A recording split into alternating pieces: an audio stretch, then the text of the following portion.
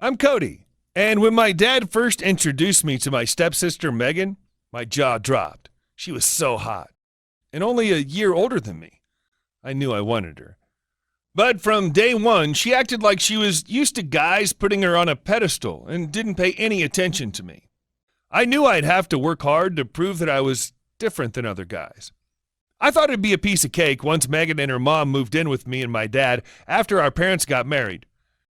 Instead, that's when I found out she had a boyfriend, Noel. Thankfully, Dad was pretty religious and didn't really like the fact that Megan was dating Noel, so he only let her see him at our house so he could keep an eye on him and make sure they didn't get up to any funny business before marriage. Anyway, one evening, I was doing crafts at the table in the corner of the living room while Megan and Noel were on the couch watching TV, when suddenly, out of the corner of my eye, I saw Megan go to kiss Noel, but he stopped her and whispered, "What about your brother?" "Oh, don't mind him. He's a simp," Megan replied. Noel laughed and they made out, right there in front of me. I just pretended to ignore them and focused on adding the finishing touches to my laser sword. What else could I do? Megan obviously still didn't see me as anything other than a dumb little brother. But I was determined to change that. So a few nights later, I brought home a girl from school who was crushing on me to make Megan jealous. It must have worked because after that, I sensed a change in our relationship. Megan started going out of her way to be nice to me and kept asking me to cover for her when she snuck out at night to see Noel. One time, after Dad saw her empty bed, he asked me if I knew where Megan was. I told him that I'd just got off the phone to her and that she was at her friend Sarah's house. When Megan got home, I told her what I'd done for her, and she gave me a big kiss. That's how I knew I was really starting to win her over. Then, the week after that, Megan burst into my room crying and flung herself on my bed.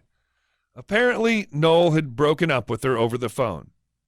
She didn't seem to want to talk about it, so I didn't push for details. Instead, I showed Megan what a sensitive guy I was by comforting her until she stopped crying.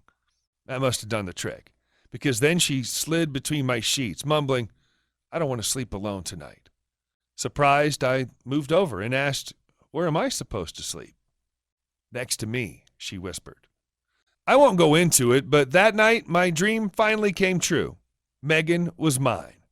But wait, there's more. The following night, Megan snuck into my room again after our parents had gone to bed. And the next night. I was on cloud nine right up until Monday morning when Megan burst into my room smiling and waving a pregnancy test stick. At the sight of it, I felt sick to my stomach as I crashed back to reality. "But I used protection. You sure it's mine?" I asked. "Of course it's yours, you idiot. Everyone knows those things aren't 100% effective." "Shit, Dad's going to kill me when he finds out." "This isn't about you," she yelled, storming out in a rage. Well, that was a week ago, and Megan hasn't been back in my bed since. She won't talk to me about it either. I don't know if she's still mad at me or if it's just her hormones, but at least she hasn't told Dad yet. He's going to get the belt out when he finds out about all this funny business.